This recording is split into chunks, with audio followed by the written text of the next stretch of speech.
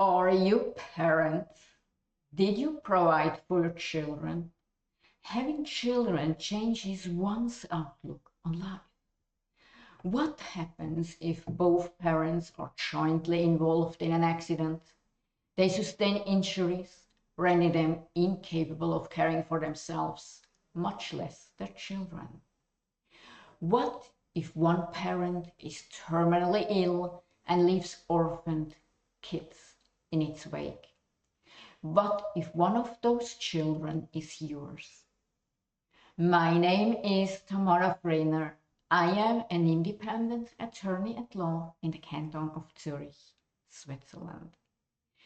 If you find this video on guardianship provision interesting, please like and share. Guardianship is a sensitive matter. No one enjoys contemplating the unthinkable, that you could die before seeing your kids graduate from high school. What does the civil Swiss code provide for? A distinction must be made between two cases, whether both parents or one parent has custody. If both parents have custody and one parent dies, the other parent is automatically responsible for the child. If a parent who had sole parental responsibility dies, the Child Protective Service transfers parental responsibility to the surviving parent or appoints a guardian. They try to decide whatever is better in the interest of the child. So should neither parent survive or be capable of caring for the Child Protective Service appoints a guardian. Begin with the big questions. Who do you trust to raise your kids?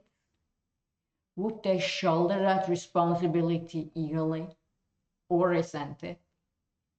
Do they have the space, the financial wherewithal? Do your children adore them?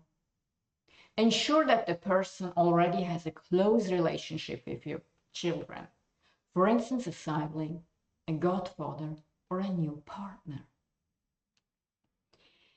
If, like so many parents, you answered, my parents, have you fairly weighed their age, retirement goals, and well-being?